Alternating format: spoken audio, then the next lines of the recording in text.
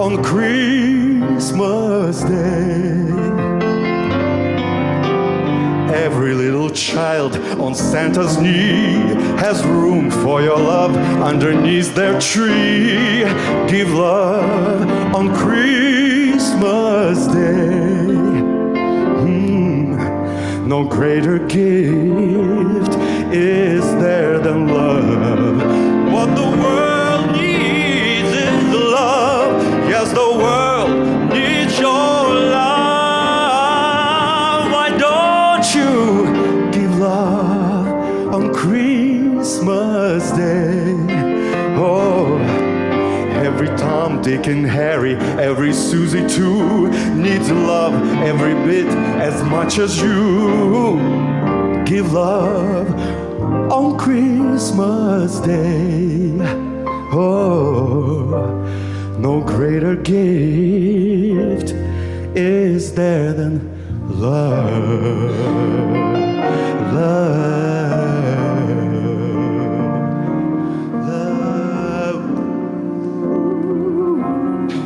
Here we go again, y'all. It's Christmas time. Well, some of you thrive on all things Christmas. Christmas shopping, Christmas lights and decorations, the hustle, the bustle, the gifts, and the special time with family and friends. I know for a fact that some of you just can't wait until December 26th. For that sense of relief, like, whew, so glad it's over. Unless, of course, you're one of those brave souls diving headfirst into the chaos of the after-Christmas shopping sprees. In which case, I say good luck to you. But that's what Christmas is all about, folks, right? Or is it? Now, last year, my message was entitled, A Child is Born. And this year, the title is, A Child is Born. Again. Literally, it's in your order of services. So let's just make sure we're all on the same page. I'm going to ask you to raise your hand if you kind of guess what child I'm talking about. Okay, well, some of you raised your hands. So no, we're not talking about your pregnant coworker who gave birth the other day, as miraculous as that may have been. For many, especially in the Christian faith, Jesus' birth is a profoundly significant event, as it symbolizes God's taking on of the human form, which is called the incarnation. We're told his entry into the human experience was to bring a new era of our understanding of God and humanity and our relationship with the divine and with each other. So year after year, we're reminded of the promise with all the imagery and the messages of angels proclaiming peace on earth, goodwill toward all men. And yet, peace, real peace, remains elusive. And goodwill is often overshadowed by self-interest and often inhumanity to one another. The confusion, the chaos, and the conflicts across the globe are seemingly unending. The world's challenges and the woes within our own nation appear to deepen, casting shadows that only grow longer with each passing day. So I dare to ask, is it time for humanity to move beyond relying on miracles and babies to solve our problems? I'll repeat that. I said, is it time for humanity to move beyond relying on miracles and babies to solve our problems? Amen. I thought somebody would hear me if I repeated it. Because it seems that what we have been doing up until now hasn't worked all that well. Perhaps it's time to expand this peace and goodwill thing beyond the Christmas season. You know, technology and modern communication have made our world so much smaller. Now, perhaps more than before, the realization of how connected we all are is starting to dawn on us. We may not be in a war zone, but with the vivid images and stories at our fingertips, we're able to witness the horrors of war and the depth of suffering that is going on in the world around us. So it would be remiss of me if I didn't mention the cruel irony of the war that is happening in the homeland of the Palestinian Jewish baby, the Prince of Peace, whose birth we've come to celebrate today. While here in the U.S., we may be feeling the excitement of wrapping gifts and setting up our homes in joyful anticipation of visits from loved ones, many families in the war-torn Palestine have lost their homes in the destruction, and many are mourning the deaths of their loved ones. At the same time, not knowing when and where the next bomb will fall. Over 20,000 Palestinians have been killed since the Hamas terrorist attack on Israel last October. This is an unimaginable loss and a major humanitarian crisis. While we may be setting up the holiday table and finalizing the dinner menu, so many people across the world worry about where they're going to get their next meal, where their next meal will come from. And we don't have to look all the way across the world. Sometimes we just need to glance across the street. Because here in Oklahoma, hunger and homelessness are right outside our front door. According to Oklahoma State University, this state is one of the hungriest states in the nation. 1 out of 4 children in Oklahoma have food insecurity. Just can we comprehend that? 1 out of 4 hungry children amidst all the opulence of the season, right here in our state, in our city. Think about the countless people with mental illness living on the streets alone, cold and hurting right now. Now, I recognize that we have been feeling and dealing with a lot in our world. This Christmas may have been the only time you have felt joyful or hopeful in a long time. So I don't want to rain on your Christmas parade with all the negativity. But while we are doing what we are doing this season, I want to encourage us to be mindful of what others might be going through. It can be disheartening and downright painful to read or watch the news or to bear witness to someone's suffering. And although every once in a while we need to guard our psyche, turn off the news and the television just so that we can remain functional, we mustn't allow ourselves to become desensitized to someone else's pain. And that's my fear today. So what is the point of it all? What is the point of the Prince of Peace being born again year after year after year? What must we do to bring lasting peace and goodwill on the earth, to bring more hope, more joy to our world? One thing is certain. I feel that there's need to be a global shift in consciousness. Each of us individually and all of us collectively must make this shift. But what shift are you talking about, Reverend Randy? Well, I'm so glad you asked. In his groundbreaking study published several decades ago entitled Stages of Faith, the Psychology of Human Development and the Quest for Meaning, Dr. James Fowler categorized and divided the lifelong human process of forming values and searching for meaning into 7 distinct so-called stages of faith development. Faith here is not necessarily religious faith, and it is not to be equated with belief. Rather, faith is a person's way of leaning into and making sense of life, or perhaps discovering the point of it all. According to Fowler, only very few are able to reach the final stage of faith development, known as the universalizing faith, or the stage of enlightenment.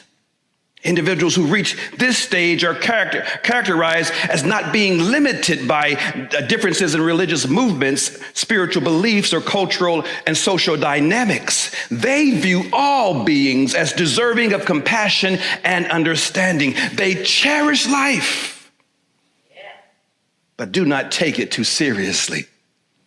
Driven by universal love, they have the potential to become great reformers and leaders because they have the unique ability to interact with anyone at any stage of faith with compassion and empathy and without being condescending. They put their faith into action, challenging the status quo and work to create a more just world. The fact that only a few individuals reach this stage may be problematic, but it could offer insight into why the world so desperately needs peace and goodwill in the first place. Yet, when we consider how much even a single enlightened individual guided by love can achieve in terms of shifting a culture or instilling a vision or showing the way, we begin to recognize the mind-blowing potential that resides in each of us, that we each have. Examples from the lives of the greats like Jesus, Mother Teresa, Mahatma Gandhi, Martin Luther King, and many others continue to inspire us. Imagine, if you will, what a world would be like if more of us sought this enlightenment and maturity. And we in this movement, I believe, can be many among the few. Now, I first heard the concept of Christ consciousness from our late Bishop Carlton Pearson, who was going through his transformation from fundamentalism into New Thought and universalism. Christ consciousness, or expanded consciousness, as we are beginning to say more, is a metaphysical and spiritual concept that draws inspiration from the life and teachings of Jesus Christ, but the concept itself transcends traditional Christian theology. Other faith traditions and philosophies like atheism, agnosticism, Buddhism, humanism, and so on contribute as valid sources and legitimate paths in the search for truth and meaning in the area of expanded consciousness. As it is a state of heightened awareness, spiritual enlightenment, and an awakened connection and understanding of universal love and wisdom. I know that was a mouthful, but I hope you're staying with me now. It is not confined to a single moment, but unfolds throughout our lives, inviting us to continually embrace change, to learn from our experience, and to grow in wisdom and compassion. Now, Jesus possessed this expanded consciousness. He was a reformer who practiced radical and courageous love and spoke out against injustice. And yes, it cost him dearly. This type of love, this type of expanded consciousness has a high cost associated with it. But there is so much to be gained. One of the last things our dear Bishop Pearson shared before his death was his belief that humanity, his belief and hope that humanity would continue to evolve toward full maturity. And I don't want any of us to miss this. We were given a true gift in Bishop Pearson, who has been affiliate minister at All Souls for over a decade and who shared his wisdom with us on many occasions from this very pulpit. Yes, amen. As a congregation and as a movement, we are incredibly fortunate to have been associated with this major church reformer. History will be kind to Bishop Pearson. But this is what he said while on his deathbed, quote, he said, "This is not the same world any of us are born into. And things are going to continually change until we have become the upgraded species we are aligned to be and connected at the levels of spirit we should be," end quote. Wow. Such a profound and prophetic statement, such hope for humanity expressed from a dying man. And even though this hope hasn't been fully realized, we have seen glimpses of what's possible. Carlton Pearson was a religious reformer, and his radical teachings were from an expanded consciousness. He opened the door and led the way for so many to expand beyond the constraints of religious and ideological dogma. Bishop Pearson found himself in the company of other rare thinkers, luminaries, poets, and philosophers who weren't afraid of asking the big questions and then questioning the answers, and who called on humanity to shift from the fundamental principles and to embrace new, mature ways of thinking and being. Now, the writer of the New Testament book of Hebrews understood our need for expanded consciousness when he compelled his readers to advance beyond the basics. The New Living Translation of Hebrews chapter 6, verse 1 says, "So let us stop going over the elementary teachings of Christ again and again. Let us go beyond that. Instead, become mature in our understanding." In other words, he said, grow up. And we see a lot of people in our community, religious folk, that need to grow up, right? See, we humans are extraordinary creatures. Yes, again and again, we've proven that we are capable of the worst. And still again and again, we demonstrate that we are also capable of selflessness, of love, and of courage. Now, we may remember last Sunday when Reverend Marlin was talking about the Messiah among us.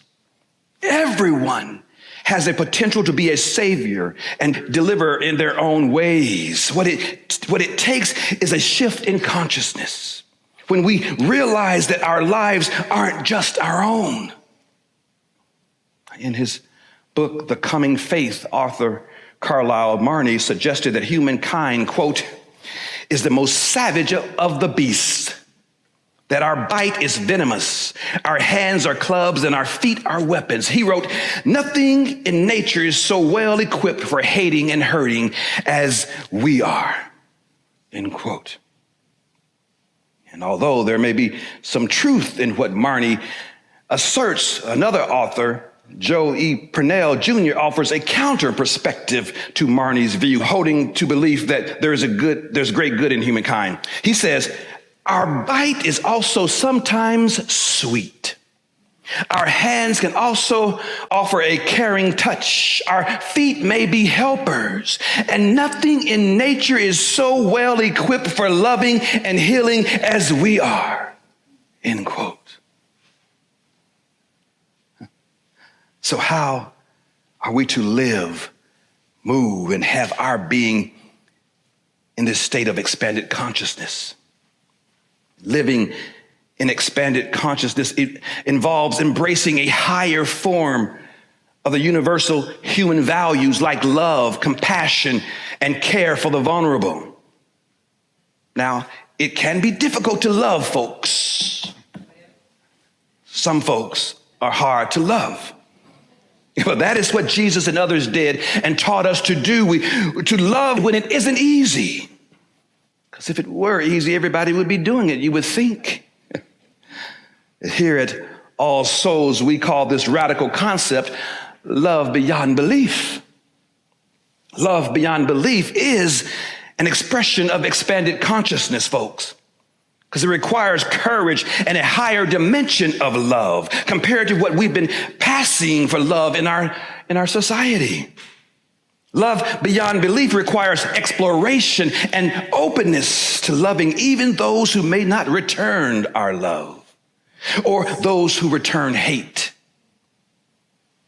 In order to evolve to our full potential as a species, we must become a movement of radical reformers and adopt a proactive, transformative approach to living and being. We need to do this every day we live.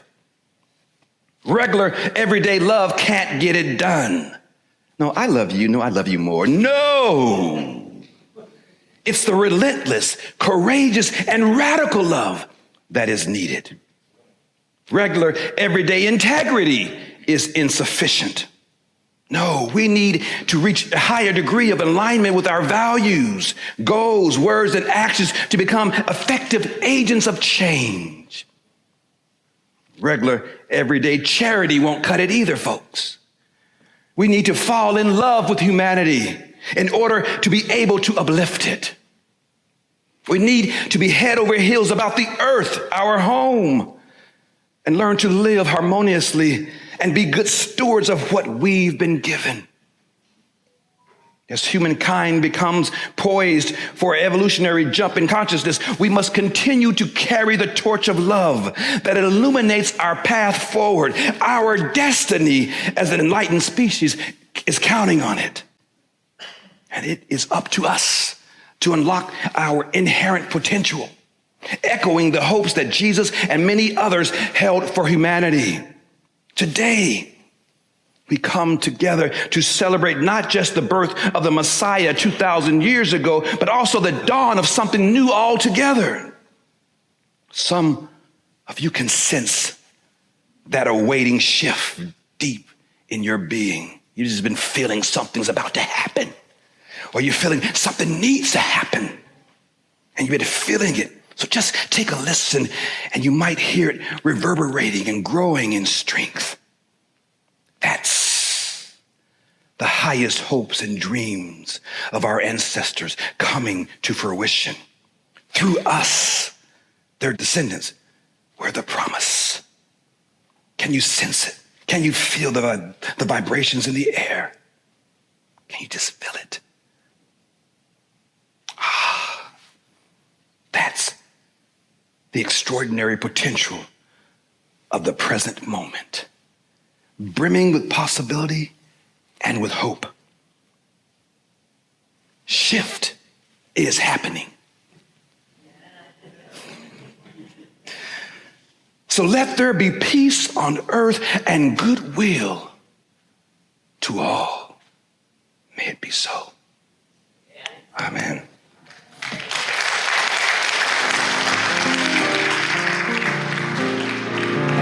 One more step, we will take one more step, till there is peace for us, and everyone will take one